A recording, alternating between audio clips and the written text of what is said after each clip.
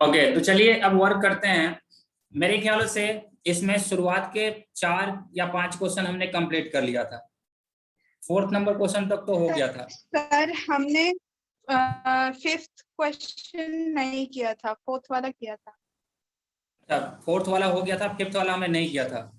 Okay, आप लोग का कुछ डाउट है? यस आप सर। लोगों ने घर पे सॉल्व किया है क्या? बच्चों, आप लोगों ने क्वेश्चन घर पे सॉल्व किया है कि नहीं किया है? अगर आप लोग भी घर पे सॉल्व करेंगे ना तो अपना डिस्कशन बहुत सर तेजी से हो जाएगा। हाँ, बोलिए बोलिए। है सर ये पेपर नहीं है, क्या है? ये अलग पेपर है। अच्छा, ये उस सीपीपी दिन पूरा। को जो हम ओके ओके, वेट कीजिए। जो हमने अब आ गया ना वो? अपना 5th यस तक सर। हो गया था, 6th हो गया था, या 6th हो रहा था शायद। सर सबमिशन डेट कब है? हाँ, सबमिशन डे तो बच्चों अपना आज ही था। लास्ट लेक्चर में मैं बोला था ना कि मैथ्स का जब सबमिशन हो जाएगा उसके बाद इसका सबमिशन आप लोग कर दीजिएगा।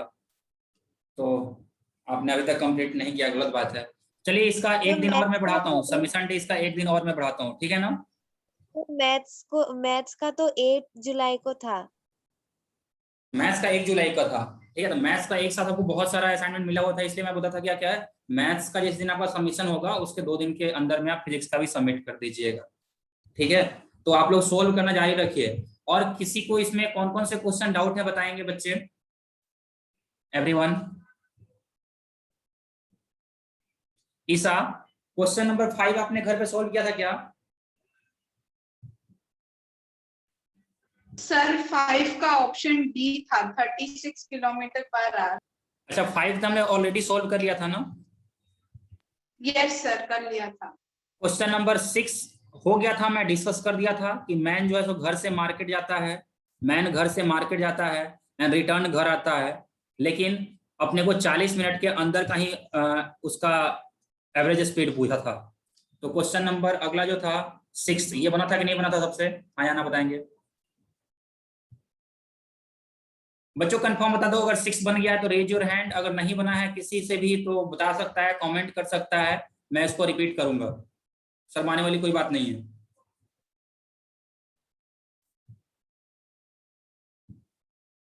एवरीवन, चलिए देखिए फिर से कर लेते हैं इसको। क्वेश्चन नंबर 5 6 को फिर से। हाँ, बोलिए बोलिए। सर अब तक आपने क्या कराया? अभी जस्ट कंटिन्यू ही किया है। क्वेश्चन नंबर 6 से स्टार्ट कर रहे हैं। 6 नंबर देखिए क्या। Man walks on straight road from his home to market 2.5 kilometre away with speed 5 kilometre per our.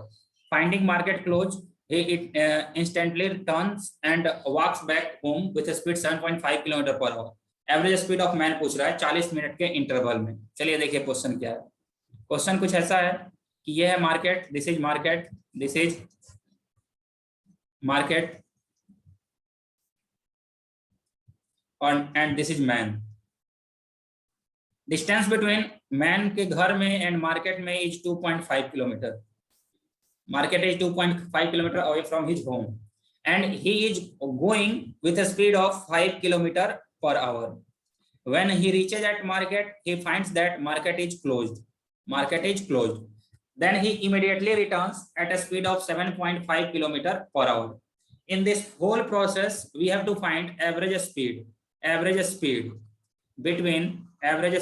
between 0 to 40 second. 0 to 40 second. Okay बच्चों, हाँ या ना? क्वेश्चन सबको क्लियर है क्या? एवरीवन रेज योर हैंड अगर क्वेश्चन क्लियर है आपको तो। ओके, हालांकि पार्ट ऑफ क्वेश्चन हमने ऑलरेडी डिस्कस कर दिया था, ठीक है। तो जाते वक्त अगर स्पीड बच्चों 5 किलोमीटर पर आवर है और उसको डिस्टेंस कितना 2.5 किलोमीटर डिस्टेंस कवर करना है, तो T1 equals to time taken during going to market, and this time will be equal to distance by speed, and distance is 2.5 kilometer, speed is 5 kilometer per hour, so this will be equal to 0.5 hour. 0.5 hour means 30 minutes. Everyone, हाँ या ना? बच्चों raise your hand, बताते चलिए, response करते चलिए। यहाँ तक सबको क्लियर है कि घर से मार्केट जाने में 30 मिनट का टाइम लगेगा? वेरी गुड, बहुत बढ़िया बहुत बढ़िया बहुत बढ़िया। सबको इन्फॉर्म करते जाएगा, ठीक है ना। किसी को डाउट होगा तो वहीं पूछ लेना। अब ये मार्केट पहुंच गया है, अब ये बंदा मार्केट पहुंच गया है। Now he have to return from market. अब इसको मार्केट से कहाँ आना है, मार्केट से आना है इसको अपने घर पे। This is home. जब मार्केट से ये होम आ रहा है तो अगेन डिस्टेंस तो 2.5 किलोमीटर ही है, लेकिन this time his speed is 7.5 kilometre per hour. तो पहले टाइम कैलकुलेट करते हैं। T2 equals to time taken to reach home. To reach home, घर आने में जो टाइम लगा उसको हम ले लिया कितना, T2। तो T2 का वैल्यू कितना हो जाएगा, again distance by speed. Distance by speed, distance is how much, 2.5 kilometre and his speed is 7.5 kilometer per hour. So this will be equal to 1/3 hour. 1/3 hour equals to 20 minute. Okay everyone, हाँ या ना। घर आने में उसको 20 minute का time लगेगा। यहां तक सबको समझ में आया क्या? Very good. तो अब देखिए, जाने में लगा 30 मिनट और आने में लगा 20 मिनट, टोटल कितना हो गया, 50 मिनट।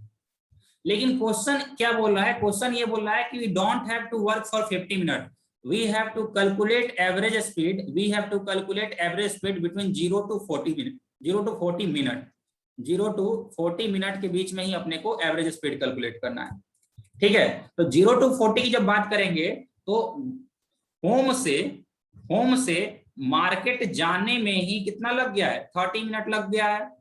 और मार्केट से होम रिटर्न आने में कितना टाइम लग रहा है, 20 मिनट लग रहा है। तो 10 मिनट में पर्सन कहाँ होगा, 10 मिनट में हाफ डिस्टेंस कवर किया रहेगा। 10 मिनट में वो कितना डिस्टेंस कवर किया रहेगा, हाफ डिस्टेंस कवर किया रहेगा।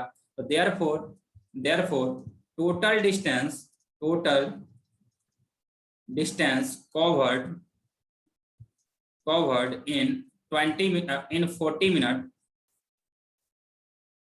इन 40 मिनट विल बी, कितना हो जाएगा, यहां से यहां तक 2.5 घर से मार्केट एंड प्लस मार्केट से घर कितना हो गया, 2.5/2 and this will be equal to 3/2 times of 2.5।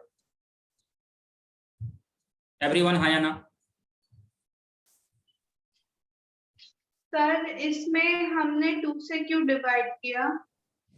देखिए 20 मिनट में तो मार्केट से घर आ जा रहा है ना, अपने को बस 40 मिनट के लिए वर्क करना है। अगर टोटल टाइम लेंगे तो यहाँ पे 30 मिनट और यहाँ पे 50 मिनट हो जाएगा। 2.5 को 20 मिनट्स का उसका हाफ तो 10 मिनट्स करने के लिए, इसलिए हमने 2.5 के नीचे 2 डिवाइड किया। हाँ बिल्कुल, क्योंकि अगर 2.5 किलोमीटर वो 20 मिनट में चला है तो 10 मिनट में कितना चला होगा, 2.5/2। क्लियर हाँ या ना? Raise your hand. Yes sir. Very good. तो अब देखिए क्या अपना ये डिस्टेंस मिल गया अपने को, क्या मिल गया अपने को बच्चों, टोटल डिस्टेंस मिल गया। टोटल डिस्टेंस मिल गया। टोटल टाइम कितना लगा है, तो total time equals to 40 minute. अब 40 मिनट कितना होगा, 2/3 आवर। ओके बच्चों, मिनट को आवर में कन्वर्ट करने के लिए क्या करते हैं, 60 से डिवाइड करते हैं, ठीक है।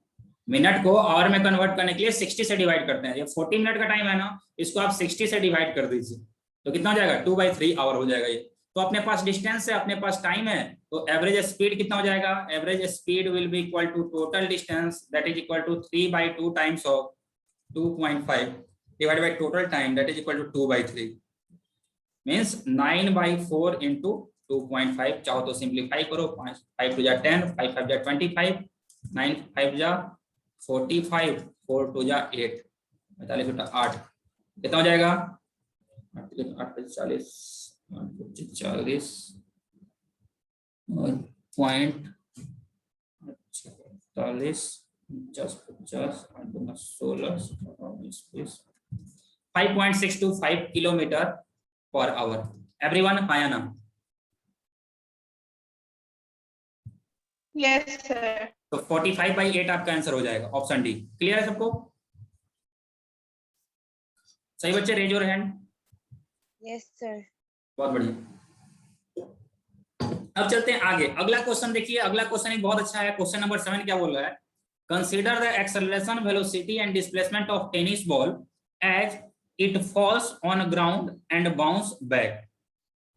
Direction in which of these change is in process.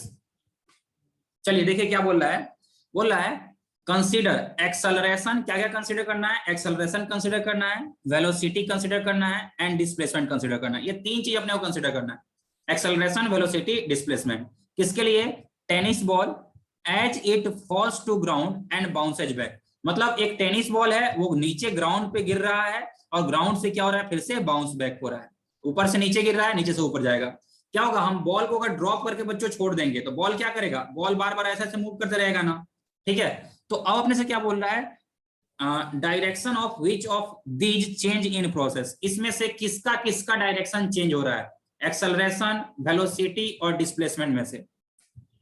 Okay, तो ईसा आप बताइए, क्या वेलोसिटी का डायरेक्शन इस सिचुएशन में चेंज होगा कि नहीं होगा? सर वेलोसिटी होगा। वेलोसिटी का डायरेक्शन चेंज होगा, बिल्कुल चेंज होगा, क्योंकि ये ग्राउंड है। अगर हमने बॉल यहां से गिराया है तो आने वक्त इधर था, और जब ग्राउंड को वो हिट किया तो अब यहां से ऊपर जा रहा है तो उसका वेलोसिटी ऊपर है। तो एक बार वेलोसिटी नीचे है, एक बार वेलोसिटी ऊपर है, तो direction of velocity changing, no doubt. आपका आंसर बिल्कुल सही है। एब्रोकांति आप बताइए कि डायरेक्शन ऑफ एक्सेलरेशन जो होगा वो चेंज होगा कि नहीं होगा?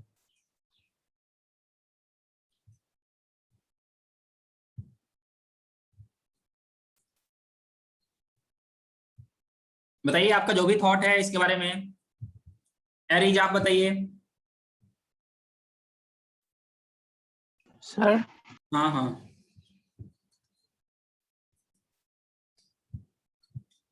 क्या होगा, एक्सेलरेशन यहाँ चेंज होगा कि नहीं? संजीदा? Sir no. नहीं चेंज होगा, बिल्कुल सही आपका आंसर है। क्यों नहीं चेंज होगा? क्योंकि ये तो मोशन अंडर ग्रेविटी का क्वेश्चन हो गया ना। हम किसी ऑब्जेक्ट को बच्चों जब ड्रॉप करते हैं तो चाहे ऑब्जेक्ट नीचे आते रहे या चाहे ऑब्जेक्ट नीचे से ऊपर जाते रहे, ग्रेविटी एवरी केस में, in every case gravity is attracting these object in downward direction with acceleration which is equal to g, जो कि मैं आपको पढ़ाया था। और वो हमेशा कहां लगता है, नीचे की तरफ लगता है, यानी एक्सेलरेशन का डायरेक्शन चेंज नहीं हो रहा है। क्लियर, हाँ या ना? Yes sir. बात करेंगे अब Yes, डिस्प्लेसमेंट का, कि डिस्प्लेसमेंट के डायरेक्शन के बारे में आप लोगों का क्या मानना है, कि डिस्प्लेसमेंट का डायरेक्शन चेंज हो रहा है कि नहीं हो रहा है? इसका आंसर कौन दे रहा है? Direction of displacement will change और नॉट? देवान बताइए। सर हाँ बोलिए, जो भी बोल रहा है Yes, बोलिए। sir. Direction of displacement change होगा, yes, direction of displacement change होगा। क्यों? क्योंकि देखिए शुरुआत में हमने बॉल को यहाँ से जब ड्रॉप किया था तो कुछ देर के बाद वो यहाँ आएगा, तो उस टाइम डिस्प्लेसमेंट का डायरेक्शन क्या है, इधर की तरफ है। फिर बॉल जो है सो ऊपर चला जाएगा और फिर यहाँ से नीचे आएगा, फिर ऊपर जाएगा, फिर नीचे आएगा। हालांकि ये सब एक ही जगह पे होगा, ये पूरा का पूरा प्रोसेस एक ही जगह पे होगा, आगे नहीं जाने की जरूरत पड़ेगी, एक ही जगह होगा। लेकिन फिर भी आप देखिएगा तो यहाँ पे आपको मालूम चलेगा कि डिस्प्लेसमेंट का डायरेक्शन जो है वो लगातार क्या हो रहा है, चेंज हो रहा है। एक मिनट रुक जाइए। यहां से बच्चों अगर डिस्प्लेसमेंट के डायरेक्शन की बात करेंगे तो थोड़ा और सोचिए आप लोगों का क्या मानना है, थोड़ा और सोच के बताइए, चेंज होगा कि नहीं होगा? क्योंकि एक अच्छा कॉन्सेप्ट है यहाँ पे, वो हम लोग अभी डिस्कस करेंगे। सही बच्चे, थोड़ा सोचिए।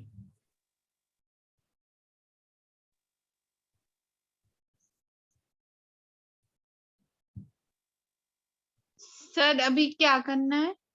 जरा इस पे और सोचिए आप लोग कि डायरेक्शन ऑफ डिस्प्लेसमेंट चेंज होगा कि नहीं होगा।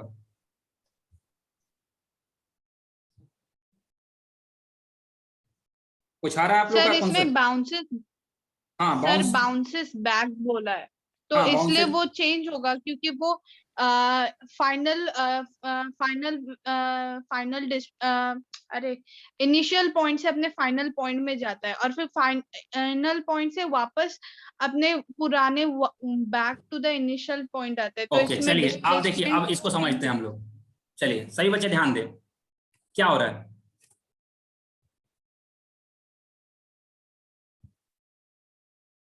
ये हो गया ग्राउंड, ये हो गया initial position. Okay, this is initial position,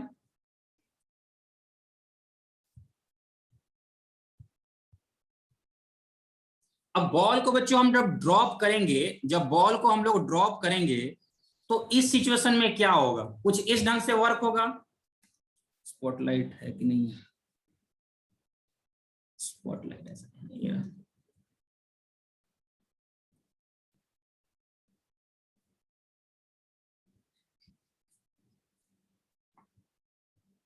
ये जो बॉल है ये दिख रहा है क्या बच्चों, एरो दिख रहा है कि नहीं सबको? बॉल जो है वो इसी लाइन पे बार बार नीचे आएगा और ऊपर जाएगा, नीचे आएगा ऊपर जाएगा, नीचे आएगा ऊपर जाएगा। यहां तक तो किसी को कोई डाउट ही नहीं है? एवरीवन? No sir. अब देखिए, No, sir. तो डिफरेंट टाइम पे बॉल का पोजीशन कहां हो सकता है? हो सकता है कि बॉल यहां पे हो फर्स्ट पोजीशन पे, हो सकता है कि बॉल यहां पे हो सेकंड पोजीशन पे, हो सकता है बॉल यहां पे हो थर्ड पोजीशन पे, हो सकता है यहां पे हो फोर्थ पोजीशन पे, हो सकता है यहां पे हो, यहां पे हो, ऐसे यहां पे, यहां इन दोनों पॉइंट के बीच में इनफाइनाइट ऐसे पोजीशन हो सकते हैं, लेकिन इन्हीं में से कहीं ना कहीं पे बॉल होगा। एवरीवन हाँ या ना? Yes sir. अब देखिए, अब डिस्प्लेसमेंट क्या होता है? Line joining initial and final position, line joining initial and final position is called displacement. यही होता है ना बच्चों?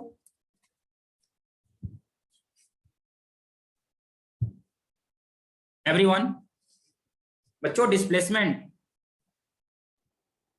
Yes, sir. डिस्प्लेसमेंट का आपने क्या डेफिनेशन पढ़ा है कि अगर मान लो एक ऑब्जेक्ट यहाँ है, यहाँ से अपना मोशन स्टार्ट किया, यहाँ पे गया, कैसे भी घूमते हुए जाए, तो स्ट्रेट लाइन जो ज्वाइन करेंगे, ये स्ट्रेट लाइन क्या देता है? ये डिस्प्लेसमेंट देता है। तो अब मान लीजिए यहां से बॉल इनिशियली यहां से चलना चालू किया, यहां पे आया, तो डिस्प्लेसमेंट का डायरेक्शन क्या होगा? नीचे की तरफ होगा। ये इनिशियल पोजीशन है, जब बॉल यहां पे रहेगा तब डिस्प्लेसमेंट कहां होगा? तब भी डिस्प्लेसमेंट नीचे की तरफ होगा। क्या फर्क पड़ता है? बॉल चाहे नीचे जाते रहे, बॉल चाहे ऊपर आते रहे, उसके पोजीशन से अपने को मतलब है। पोजीशन यहां पे है, इनिशियल पोजीशन ये रहा, फाइनल पोजीशन ये रहा, direction is in downward direction. Ball यहां पे है, बॉल यहां पे है, तो दिस इज फाइनल पोजीशन, इसको क्या बोलेंगे? ये होगा फाइनल पोजीशन, उस टाइम का पोजीशन। अब फाइनल पोजीशन तो ये रहा, इनिशियल पोजीशन ये रहा, तो इनिशियल से फाइनल को आप ज्वाइन कर दीजिए, जो लाइन मिलेगा that will be line of displacement. यानी अगेन कहां है? नीचे की तरफ आ रहा है। एवरीवन हाँ या ना?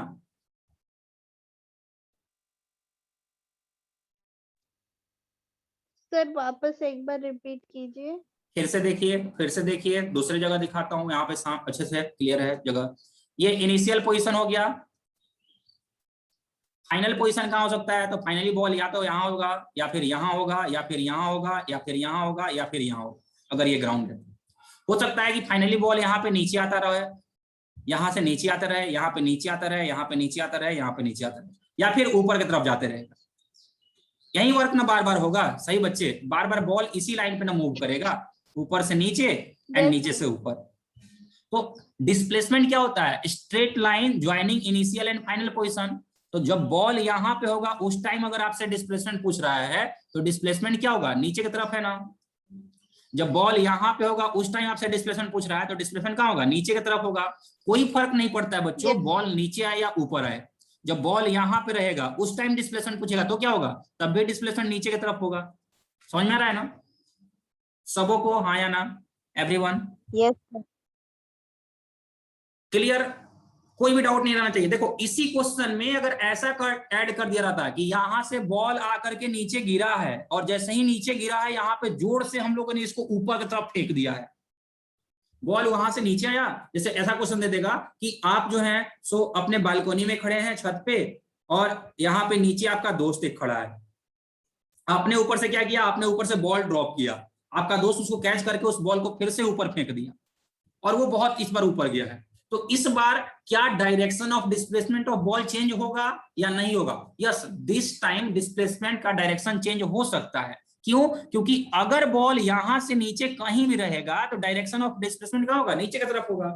लेकिन जो आपका दोस्त थ्रो किया है वो तो आपसे भी ऊपर थ्रो कर दिया है। तो मान लीजिए फाइनली बॉल अगर ऊपर यहाँ पे ऊपर के हाइट पे रहेगा, तब डिस्प्लेसमेंट का डायरेक्शन क्या होगा? तब डिस्प्लेसमेंट का डायरेक्शन ऊपर की तरफ होगा। और जब इस बार डिस्प्लेसमेंट का डायरेक्शन ऊपर की तरफ हो गया मतलब we are getting to direction of displacement at different interval of time.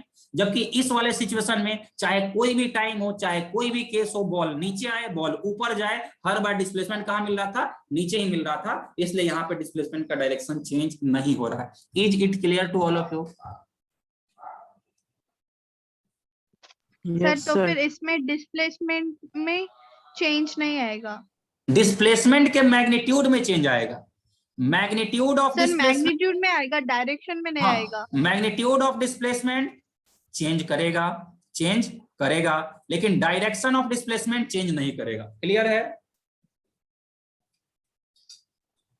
Yes sir. Yes sir. और अगर डायरेक्शन ऑफ डिस्प्लेसमेंट में तभी चेंज आएगा जब वो फाइनल इनिशियल पॉइंट से और ऊपर जाएगा, तभी होगा। तो ऐसा तो अगर टेनिस बॉल को हम ड्रॉप करेंगे तो ऐसा पॉसिबल ही नहीं है ना वो इनिशियल पॉइंट से ऊपर चला जाए। जब हम उसको ड्रॉप करते हैं तो जहां से ड्रॉप करते हैं उससे नीचे ही रहता है।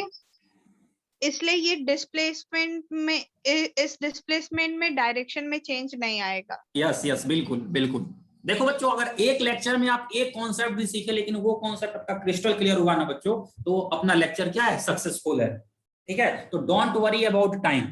ठीक है, जरूरत पड़ेगा तो हम लोग एक्स्ट्रा लेक्चर भी रखेंगे संडे को, उस दिन हम लोग अपना कंप्लीट करेंगे। ये बताइए सबको क्लियर हुआ क्या अच्छे से? सही बच्चे, रेज योर हैंड। जितने भी लोग जुड़े हैं सबको रेज योर हैंड अगर क्लियर है तो। डाउट है तो आप लोग बेझिझक पूछिए डाउट। बहुत बढ़िया बहुत बढ़िया। तो चलिए अब इस वाले क्वेश्चन का आंसर हम लोग टिक कर देते हैं। यहाँ पे देखिए, consider acceleration velocity displacement of tennis ball. ठीक है, अब इसके डायरेक्शन के बारे में अपने को ये करना था। तो किसका डायरेक्शन चेंज होगा? Direction of which of these change in process. तो सिर्फ और सिर्फ वेलोसिटी का डायरेक्शन चेंज हो रहा है, एक्सेलरेशन का डायरेक्शन चेंज नहीं हो रहा है। Option A. Option A. Okay, आगे चलिए बच्चों, आगे देखिए। अब क्वेश्चन नंबर 8 पे चलते हैं। मल्टीपल करेक्ट आंसर टाइप है, इसमें मोर देन वन आंसर में भी करेक्ट। ठीक है, अब क्या बोल रहा है? क्वेश्चन नंबर 8 बोल रहा है which of the following 4 statements are correct. इनमें से कौन कौन सा स्टेटमेंट जो है सो करेक्ट है? ऑप्शन ये बोल रहा है the body can have zero velocity still accelerated. एक ऑब्जेक्ट का वेलोसिटी जीरो है, यानी ऑब्जेक्ट रुका हुआ है लेकिन उसके पास एक्सेलरेशन है। बताइए ये सही है या गलत है? सर सही है। सही है, सर सही है। बिल्कुल सही है। हमने देखा है जब हम बॉल को ऊपर थ्रो करते हैं तो एट मैक्सिमम हाइट उसका वेलोसिटी क्या होता है? जीरो जाता है। जब वेलोसिटी जीरो हो गया यानी बॉडी कहाँ पे है उस टाइम? बॉडी उस टाइम रेस्ट पे है। बॉडी उस टाइम रेस्ट पे है, फिर भी उसको अर्थ अपने तरफ अट्रैक्ट करता है और उसके ऊपर एक एक्सेलरेशन ड्यू टू ग्रेविटी लगते रहता है। यानी किसी बॉडी के पास वेलोसिटी जीरो होगा तभी ऐसा हो सकता है कि वो बॉडी क्या हो? एक्सेलरेटेड हो। So option 1 is correct, option A is correct. Option B पे चलते हैं। A body can have constant velocity. Body can have constant velocity. बॉडी का स्पीड वेलोसिटी क्या है? कांस्टेंट है। स्टिल हैविंग वेरिंग स्पीड, यानी वेलोसिटी तो कांस्टेंट है लेकिन फिर भी स्पीड वेरिंग है। Is it possible? No sir. हाँ, नो सर। क्लियर सबको? ये Yes, पॉइंट sir. सबको क्लियर हुआ क्या? देखो, स्पीड क्या होता है? वेलोसिटी की अगर बात करेंगे, अगर वेलोसिटी की बात करेंगे तो वेलोसिटी एक वेक्टर क्वांटिटी है। इसके पास दो चीज होता है, एक होता है डायरेक्शन, एक होता है डायरेक्शन, दूसरा होता है मैग्नीट्यूड, दूसरा होता है मैग्नीट्यूड। और अगर वेलोसिटी कांस्टेंट है, this means that direction is also constant and magnitude is also constant. और अगर बच्चों हमने मैग्नीट्यूड ऑफ वेलोसिटी कांस्टेंट कर दिया, इसका मतलब क्या हुआ? अगर मैग्नीट्यूड कांस्टेंट है मतलब स्पीड क्या हो गया?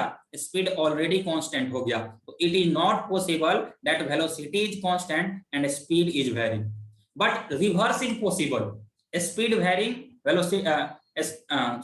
वेलोसिटी वेरिंग स्पीड कांस्टेंट, ये पॉसिबल हो सकता है। ये पॉइंट भी सबको क्लियर हुआ क्या? सही बच्चे, हाँ या ना?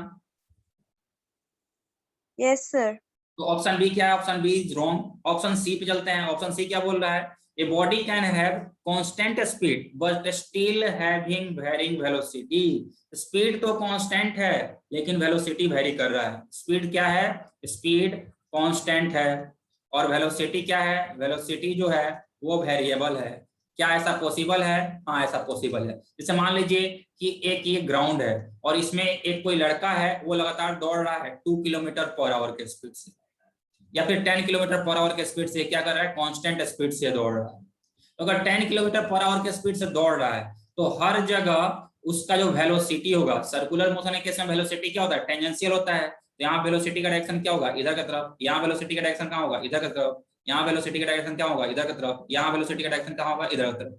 यानी direction of velocity is changing everywhere, जबकि magnitude of velocity is constant. तो यहाँ पे हम क्या बोलेंगे, अगेन वेलोसिटी जो है वो क्या है, वो वेक्टर है। इसके पास दो चीज होगा, क्या क्या होगा, एक तो होगा डायरेक्शन, और दूसरा क्या होगा, दूसरा होगा मैग्नीट्यूड। तो मैग्नीट्यूड तो यहाँ पे कांस्टेंट है, मैग्नीट्यूड कांस्टेंट होगा, मतलब स्पीड इज कांस्टेंट, लेकिन डायरेक्शन क्या है, डायरेक्शन वेरिएबल है। ठीक है, तो दोनों में से कुछ भी अगर चेंज हो रहा है मतलब वेलोसिटी क्या हो गया, वेलोसिटी वेरिएबल हो गया, वेलोसिटी इज वेरिएबल। दोनों में से कुछ भी चेंज हो रहा है मतलब वेलोसिटी वेरिएबल हो गया। तो यहाँ पे डायरेक्शन चेंज हो रहा था और मैग्नीट्यूड कांस्टेंट था, तो स्पीड क्या रहा, कांस्टेंट। एवरीवन आया ना, थर्ड पॉइंट सबको क्लियर है क्या? Yes sir. सही बच्चे, किसी को कुछ डाउट नहीं रहना चाहिए। ऑप्शन सी सही है। एवरीवन, जितने लोग भी जुड़े हैं सबको रिस्पॉन्स कर दें। ज्वानिता, संजिता, देवान, अर्नोल, एरिज, अब्रोकांति, वेरी गुड, बहुत बढ़िया, मजा आ गया। आगे चलते हैं क्वेश्चन नंबर 9 पे। क्वेश्चन नंबर 9 क्या बोल रहा है, 9 बोल रहा है ए particle is moving on x axis. Particle कहां मूव कर रहा है, एक्स एक्सिस पे। If initial velocity u is greater than 0, particle x axis पे मूव कर रहा है और u का वैल्यू क्या है, ग्रेटर देन 0 है। एक्सेलरेशन इज लेस देन 0 है, है और कांस्टेंट है। Then number of possible value of time for which particle is at b from its starting point may be। ठीक है, बोल रहा है क्या कि एक पार्टिकल जो है वो एक्स एक्सिस पे मूव कर रहा है। देखेंगे सही बच्चे अच्छे से, ये हो गया वाई एक्सिस। वो कर रहा है क्या फिर से बोलिए। सर, पिछले क्वेश्चन का ऑप्शन डी और बाकी रह गया क्या, अच्छा ऑप्शन डी बाकी रह गया। चलिए एक मिनट इसको कर लेते हैं। ऑप्शन डी क्या बोला, direction of velocity of body change can change when the acceleration is constant. बोला है क्या कि एक्सेलरेशन कांस्टेंट है, तब direction of velocity of body change होगा कि नहीं होगा। ये आप लोग बताइए पहले, आप लोग क्या लग रहा है, अगर एक्सेलरेशन कांस्टेंट है तो डायरेक्शन ऑफ वेलोसिटी चेंज हो सकता है क्या? Yes sir. हो सकता है। हमने देखा है ना, Yes, sir. बॉल को ऊपर थ्रो करते हैं तो एट मैक्सिमम हाइट क्या होता है, वेलोसिटी का डायरेक्शन ही तो चेंज होता है। तो बॉल पहले ऊपर जा रहा था, इसके बाद बॉल नीचे आ रहा है, तो डायरेक्शन ऑफ वेलोसिटी चेंज हो रहा है। और यहाँ पे एक्सेलरेशन कितना था, कांस्टेंट था, किसके इक्वल, जी के इक्वल। तो direction of velocity of body can change when it's acceleration is constant. बिल्कुल सही है, ऐसा हो सकता है, कैन चेंज। तो option D is also correct. Okay everyone, आया ना।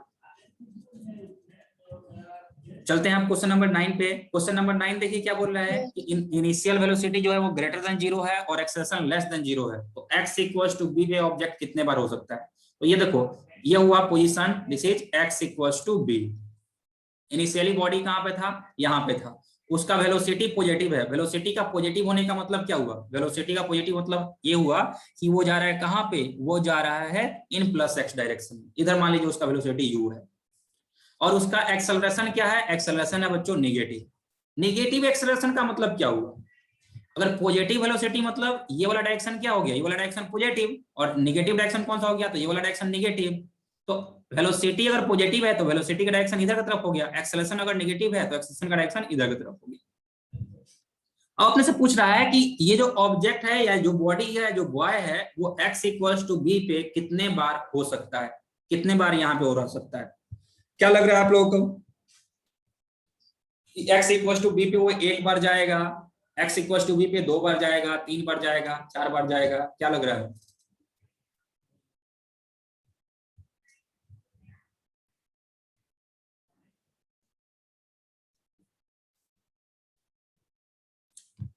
चलिए एक दूसरे ढंग से इसको देखते हैं। ये केस आप अगर आप बच्चों देखेंगे तो आपको मालूम चलेगा कि एक तरफ वेलोसिटी है, दूसरी तरफ एक्सेलरेशन। मान लीजिए कि आपने ग्राउंड से एक बॉल को ऊपर फेंका, आपका दोस्त जो है वो बिल्डिंग में फर्स्ट फ्लोर पे बालकनी के पास है या फिर विंडो के पास है, वो देख रहा है कि आपने नीचे से बॉल ऊपर फेंका। तो कितना बार पॉसिबल है कि बॉल आपके दोस्त के सामने से पास हो? एक बार या दो बार या तीन बार या चार बार?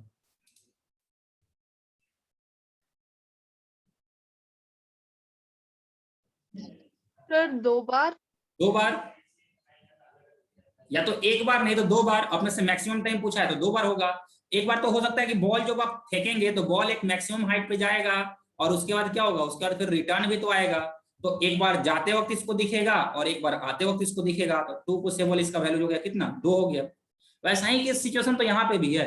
बॉडी एक्स डायरेक्शन में मूव कर रहा है और उसके पास पॉजिटिव वेलोसिटी है, तो हो सकता है कि इसका वेलोसिटी कितना हो यहाँ पे 10 मीटर पर सेकेंड। अगर इसका वेलोसिटी 10 मीटर पर सेकंड है और पीछे की तरफ एक्सेलरेशन कितना है 1 मीटर पर सेकंड स्क्वायर है, तो 1 सेकंड बाद इसका वेलोसिटी कितना हो जाएगा, 1 सेकंड बाद इसका वेलोसिटी हो जाएगा 9 मीटर पर सेकंड। फिर अगले 1 सेकंड के बाद इसका वेलोसिटी कितना होगा, अगले 1 सेकंड के बाद इसका वेलोसिटी हो जाएगा 8 मीटर पर सेकंड। अगले फिर 4-5 सेकंड के बाद इसका वेलोसिटी क्या होगा, और डिक्रीज होगा, हो सकता है यहाँ पे 2 मीटर पर सेकंड हो गया हो सकता है कुछ देर के बाद यहाँ पे उसका वेलोसिटी कितना हो जाएगा 1 मीटर पर सेकंड। हो सकता है यहाँ पे जाकर के उसका वेलोसिटी क्या होगा 0। समझ में आ रहा है ना? क्योंकि एक्सेलरेशन पीछे लग रहा था, तो ये जो लड़का है या ये जो ऑब्जेक्ट है ये धीरे धीरे स्लो होते जाएगा और स्लो होते होते कहीं पे जाके रुक जाएगा। अब क्वेश्चन में ऐसा कहीं नहीं बोला है कि एक्सेलरेशन उसके बाद लगना बंद हो जा रहा है। अपने को सिर्फ इतना ही बोला है कि एक्सेलरेशन का वैल्यू नेगेटिव है और वो कांस्टेंट है, यानी इसके रुकने के बावजूद भी एक्सेलरेशन अभी कहां लग रहा है, पीछे की तरफ लग रहा है। तो अब क्या करेगा, अब यहां से ये रिटर्न होना चालू करेगा, और जब ये पीछे की तरफ रिटर्न होना चालू करेगा तो फिर से धीरे धीरे उसका वेलोसिटी बढ़ेगा। इस बार वेलोसिटी नेगेटिव डायरेक्शन में बढ़ेगा, और जब ये रिटर्न होते रहेगा तो एक बार दूसरी बार फिर से ये इस पॉइंट से पास होगा। इसलिए यहाँ पे उसके होने का मैक्सिमम चांस कितना है, 2 टाइम्स। एवरीवन हाय आना, सही बच्चे बताएंगे हाँ या ना? Yes sir. कंफर्म ना सबको? Raise your hand, raise your hand, response कीजिए बच्चों, रिस्पॉन्स कीजिए। गुड, बहुत बढ़िया, मजा आ गया, वाह। चलिए अगले चलते हैं, अगले क्वेश्चन चलते हैं। क्वेश्चन नंबर 9 हो गया। क्वेश्चन नंबर 10 देखते हैं। 10 क्या बोल रहा है, for a particle moving in straight line with increasing speed. Particle का स्पीड क्या है बच्चों, पार्टिकल का स्पीड जो है वो इंक्रीजिंग है। इसका आंसर क्या हो जाता है बच्चों, इसका आंसर होता 1 भी हो सकता था और 2 भी हो सकता था, 3 4 नहीं होगा। 9 का आंसर ए बी सी, 3 भी बता रहा है क्या? 9 का आंसर क्या बता रहा है, ए बी सी बता रहा है। A particle moving on x axis if initial velocity u greater than 0, acceleration less than 0 and a is constant, then number of possible values of time for which particle is at b from starting point में भी यही होगा। इसका बच्चों answer A and B ही होगा, ठीक है ना?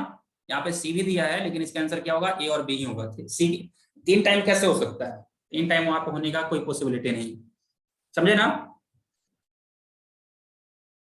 बच्चों? ये क्लियर है क्या? Yes sir.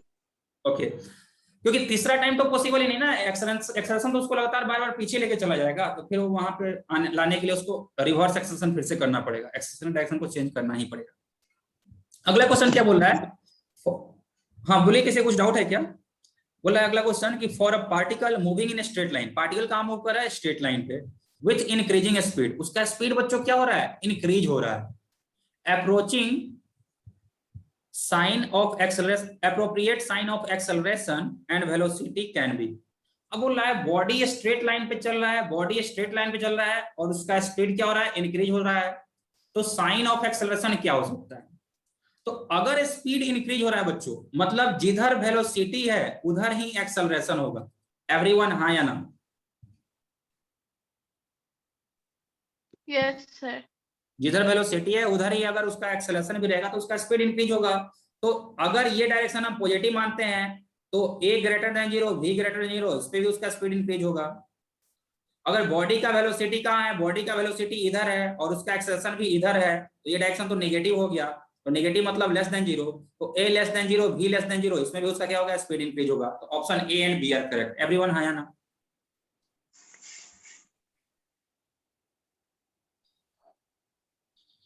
A greater than 0 v equals to 0, क्या यहाँ पे भी स्पीड इंक्रीज होगा?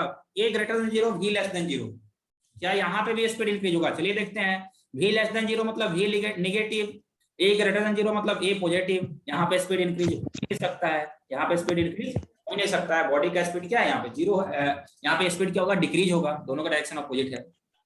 यहाँ पे भी डायरेक्शन अपोजिट है, इसलिए यहाँ पे स्पीड नहीं इंक्रीज हो सकता है। तो बच्चों ये अपना डीपीपी 1 कंप्लीट हो गया।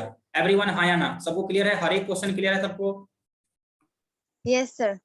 चलिए अब चलते हैं डीपीपी 2 पे। डीपीपी 2 में क्या है? सब्जेक्टिव का भी कुछ क्वेश्चंस हैं, इसका सबमिशन आप सबको करना है, ठीक है ना? तो घर पे जरूर बनाइएगा।